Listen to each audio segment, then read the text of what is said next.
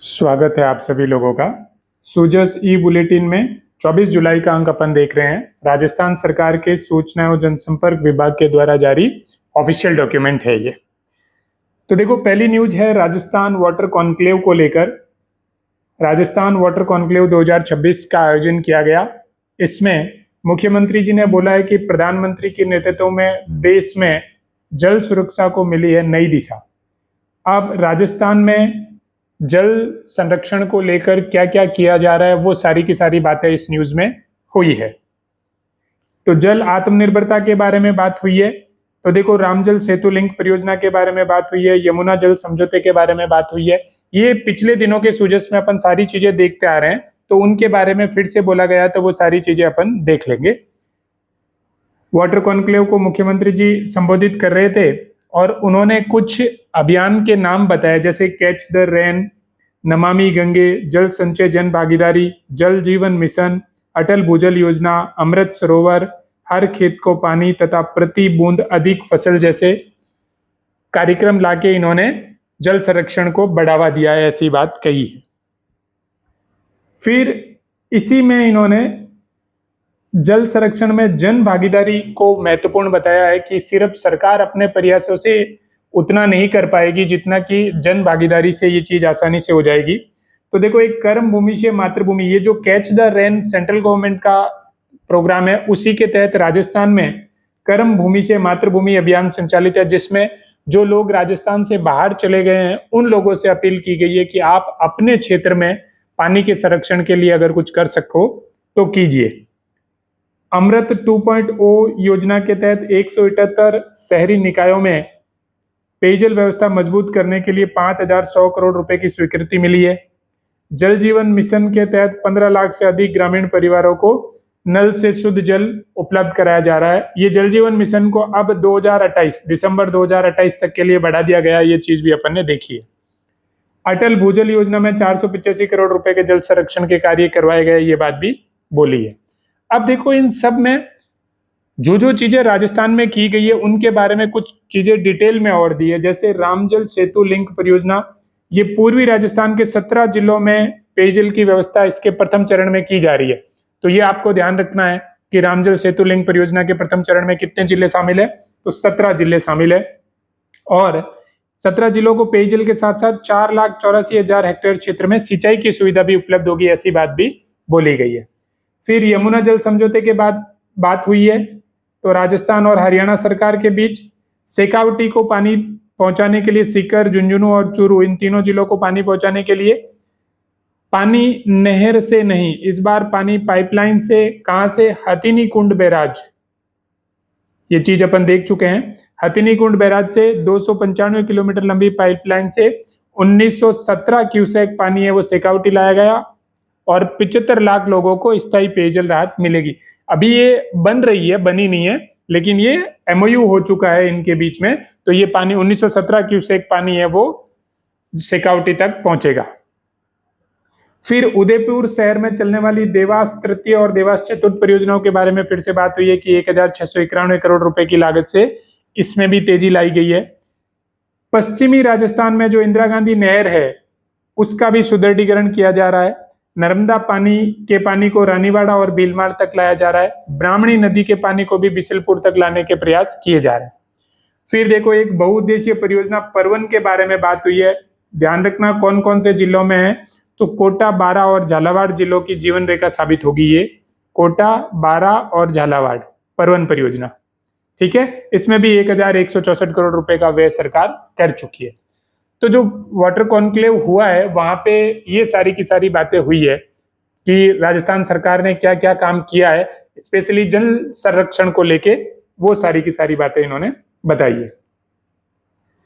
फिर इसी के कंटिन्यूशन में अगली न्यूज है कि एक कृत्रिम झील बनाई जा रही है जिसकी परिधि 28 किलोमीटर होगी। ये जल जीवन मिशन की सबसे बड़ी सौगात है किसको? जैसलमेर बाड़मेर को। तो बुर्जी 1356 एस्केप रिजर्वायर बनाया जा रहा है जिसमें 1406 MCFT पानी इकट्ठा हो सकेगा। पहले तो समझो एस्केप रिजर्वायर क्या होता है। जब मानसून के टाइम में किसी भी नहर के अंदर पानी ज्यादा आ जाता है क्योंकि सिंचाई की जरूरत पड़ती नहीं है, उस समय बारिश से सिंचाई हो जाती है, तो उस पानी को स्टोर करने के लिए एक अलग से संरचना बना दी जाती है जहां पे वो पानी स्टोर कर लिया जाता है। तो ये है एस्केप रिजर्वायर। आप देखो इंदिरा गांधी नहर परियोजना के मुख्य नहर पर स्थित RD 1356 पर बनी एस्केप संरचना को अब 28 किलोमीटर परिधि के बड़े जलाशय का रूप दिया जा रहा है। कहां पे? तो जैसलमेर के घंटियाली क्षेत्र में, और जैसलमेर और बाड़मेर जिलों को इसका फायदा मिलेगा। अब ये देखो, मैंने बताया था कि एस्केप संरचना क्या होती है। इनका मूल उद्देश्य है नहर में अधिक डिस्चार्ज या आपात स्थिति के दौरान अतिरिक्त पानी को सुरक्षित बाहर निकालना है। ठीक है, पहले क्या होता था? तो पहले मानसून के सीजन में ये पानी बहकर पाकिस्तान चला जाता था, तो अब उस चीज को रोकने के लिए 4 एस्केप रिजर्वायर इंदिरा गांधी नहर परियोजना के पे जल जीवन मिशन के तहत बना रहे हैं, जिसमें से एक सतासर बीकानेर में, गजनेर लिफ्ट परियोजना क्षेत्र बीकानेर में, दूसरा RD 750, तीसरा जोधपुर जिले के RD 1121 के पास, और जैसलमेर जिले के बुर्जी 1356, जिसकी बात ये कर रहे हैं 28 किलोमीटर लंबी परिधि वाला, वो जैसलमेर के घंटियाली में बनाया जा रहा है। ठीक है, तो ये चीजें आपको ध्यान रखनी है।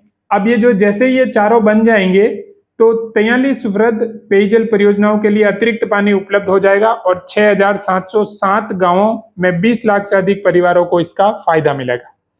ठीक है, ये जो कृत्रिम झील बनाई जा रही है, ये 13 मीटर गहरे बुर्जी 1356 एस्केप रिजर्व्स में 1406 MCFT का पानी इकट्ठा होगा।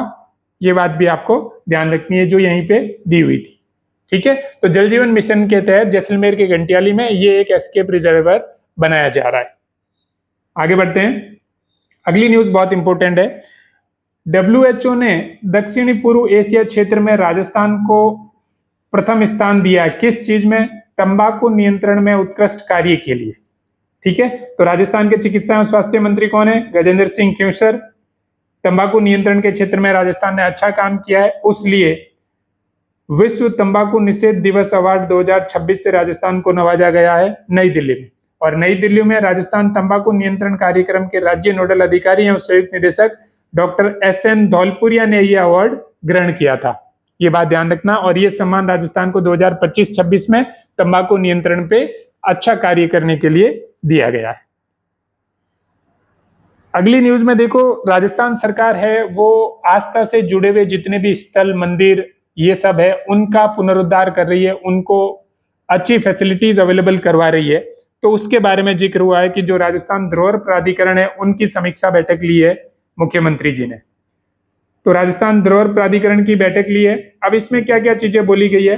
तो देखो, एक तो ब्रह्मा मंदिर कॉरिडोर है, और सरोवर परिक्रमा मार्ग यानी पुष्कर वाली जगह पे जो अजमेर प्राधिकरण और राजस्थान धरोहर प्राधिकरण मिलकर डेवलप कर रहे हैं, उनके बारे में उन्होंने चीजें पूछी है। दूसरा, पुंचरी का लोटा मंदिर है, वहां के बारे विकास कार्यों के बारे में भी लिया। और डी के कलेक्टर को ही उन्होंने पूर्णिमा मेले की तैयारियों के बारे में पूछा। खाटू श्याम मंदिर के बारे में स्पेशल काम किया जा रहा है, जो यहाँ पे भी लिखा हुआ देखो कि इस मंदिर के आसपास, खाटू श्याम मंदिर के पास एक रेलवे स्टेशन भी बनाया जा रहा है, बिल्कुल नया रेलवे स्टेशन बन रहा है। बेणेश्वर धाम में स्टेच्यू, धर्मशाला, रसोई, उनके बारे में बात हुई है। रामदेवरा मेले की तैयारियों के बारे में बात हुई है। ये जो राजस्थान धरोहर प्राधिकरण है, इसके अध्यक्ष कौन है? ओकार सिंह लखावत।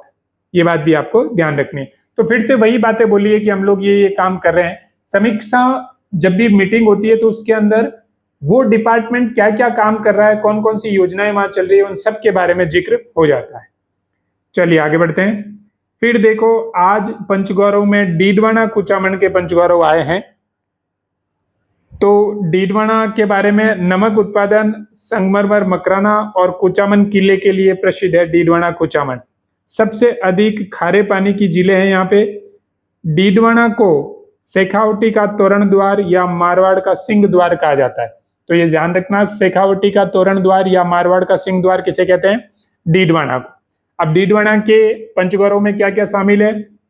तो उपज है प्याज, वनस्पतिक प्रजाति खेजड़ी, उत्पाद है मकराना मार्बल एवं ग्रेनाइट के उत्पाद, पर्यटन स्थल में है डीडवाना झील, और खेल है बास्केटबॉल।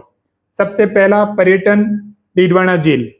डीडवाना झील खारे पानी की झील है। ये राजस्थान में सांबर के बाद दूसरी सबसे बड़ी खारे पानी की झील है। तो ये बात आपको ध्यान रखनी है कि डीडवाना झील सेकंड नंबर की सबसे बड़ी खारे पानी की झील है।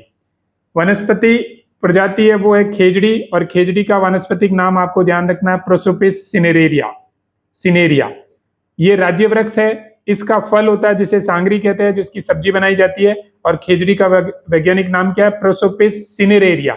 ये यहाँ पे गलत लिखा हुआ है, ये वाला सही लिखा हुआ है, प्रोसोपिस सिनेरेरिया। खेल है बास्केटबॉल, और उपज है प्याज। प्याज का भी वानस्पतिक नाम आपको ध्यान रखना है, एलियम सेपा प्याज का वानस्पतिक नाम है। और ये बात बोला है कि डीडवाना, कुचामन डीडवाना में जो प्याज होता है वो बांग्लादेश, मलेशिया, नेपाल, श्रीलंका को भी निर्यात किया जाता है। और उत्पाद है यहाँ के मकराना मार्बल एवं ग्रेनाइट उत्पाद, मकराना मार्बल, संगमरमर, मकराना, बोरावड़, गुणावती, बिदियात, काला डूंगरी, मोरेड एवं बिल्लू ग्राम में इनका खनन होता है। ध्यान रखना है कि डीडवाना कुचामन का उत्पाद क्या है? मकराना मार्बल एवं ग्रेनाइट के उत्पाद। अगली न्यूज में देखो, प्रधानमंत्री कृषि सिंचाई योजना के बारे में जिक्र हुआ है। इन्होंने कहा कि इस योजना का लक्ष्य है हर खेत को पानी, हर बूंद का बेहतर उपयोग और हर किसान की आय में वृद्धि हो, ऐसा हमारा उद्देश्य है। कुल मिला के ये कहना चाह रहे हैं कि हम किसानों को सिर्फ पानी नहीं, उनकी खेती को तकनीकी से भी लैस करना चाहते हैं, जिससे वो आज के समय में जिन चीजों की जरूरत है उनके हिसाब से चल सके। तो देखो, ड्रिप व मिनी स्प्रिंकलर की बात हुई है, 1032 करोड़ रुपए का अनुदान मिला, 1.94 लाख किसानों को लाभ हुआ है और 2.61 लाख हेक्टेयर क्षेत्र में स्थापित किए गए। तारबंदी के लिए 458 करोड़ रुपए वो किसानों को अनुदान मिले हैं। 12,476 डिग्गियों का निर्माण किया गया है। 35,000 से ज्यादा फॉर्म बॉन्ड का निर्माण, 32,000 लगभग 33,000 किलोमीटर की सिंचाई पाइपलाइन बिछाई गई है। फिर भूमिहीन किसानों को 329 करोड़ रुपए का अनुदान और 1.31 लाख कृषि यंत्र दिए गए हैं। उद्यानिकी में भी 45 लाख वर्ग मीटर, मतलब इतना डेटा अपन याद नहीं रख सकते हैं, लेकिन आपको मोटे तौर पे ये पता होना चाहिए कि प्रधानमंत्री कृषि सिंचाई योजना में क्या क्या किया जा रहा है। ठीक है, चलिए, तो ये थी सुजस की सारी न्यूज। अब बात करते हैं प्रश्नोत्तरी की। पहला क्वेश्चन है कि विश्वकर्मा उद्यमी योजना के तहत उद्योग स्थापित करने के लिए कितने रुपए तक का ऋण उपलब्ध करवाया जा रहा है? तो इस योजना के तहत जो ऑप्शन दिए हुए उसमें ऋण से भी ज्यादा ये चीज है कि अगर आप कोई उद्यम स्थापित कर रहे हैं और वहां पे कुछ नया, मतलब बिल्कुल स्क्रैच से उसकी स्थापना कर रहे हैं, तो जो स्थापना में आपको जो खर्च हो रहा है उस मार्जिन मनी की बात हुई है, और वो 5 लाख रुपए, 25% या 5 लाख रुपए तक का आपको ऋण उपलब्ध करवा दिया जाएगा। ठीक है, अगला क्वेश्चन है, जल जीवन मिशन 2.0 के तहत स्वीकृत सभी संपत्तियों की जियो टैगिंग और नियमित प्रगति की मॉनिटरिंग किस डिजिटल प्लेटफॉर्म के थ्रू कर रहे हैं? तो सुजलम भारत प्लेटफॉर्म के थ्रू जल जीवन मिशन में जितने भी काम हो रहे हैं उन सब की जियो टैगिंग करवाई जा रही है। अगला क्वेश्चन है, राजस्थान के पर्यटन क्षेत्रों और उनकी विशेषताओं के संदर्भ में कौन सा युग्म गलत है? तो देखो, शेखावटी में हवेलियां बजट में भी घोषणा हुई थी और हवेली संरक्षण योजना भी हो गई, स्टार्ट हो चुकी है। जैसलमेर में रेगिस्तान है ही। बांसवाड़ा डूंगरपुर में प्राकृतिक सुंदरता दक्षिणी राजस्थान में है। भरतपुर धार्मिक आभा, ये वाला जो युग्म है वो गलत है। चलिए, अगला क्वेश्चन, राजस्थान में उद्योगों की स्थापना और निवेशकों को समयबद्ध सेवाएं उपलब्ध कराने के लिए राज निवेश पोर्टल पर 18 विभागों की सेवाएं उपलब्ध है। ये बात आपको ध्यान रखनी है। अगला क्वेश्चन, पंचगौरव कार्यक्रम में एक जिला एक उत्पाद के तहत पाली जिले का उत्पाद क्या है? तो पाली जिले का उत्पाद है टेक्सटाइल के उत्पाद। मैं आपको पाली जिले की 5 चीजें बता देता हूं। उपज है मेहंदी, वनस्पतिक प्रजाति है नीम, उत्पाद टेक्सटाइल के उत्पाद, पर्यटन स्थल रणकपुर जैन मंदिर, और खेल है बास्केटबॉल। फिर से देख लीजिए, उपज मेहंदी, वनस्पतिक प्रजाति नीम, उत्पाद टेक्सटाइल के उत्पाद, पर्यटन स्थल रणकपुर जैन मंदिर, और खेल है बास्केटबॉल। चलिए, मिलते हैं अगले वीडियो में। धन्यवाद।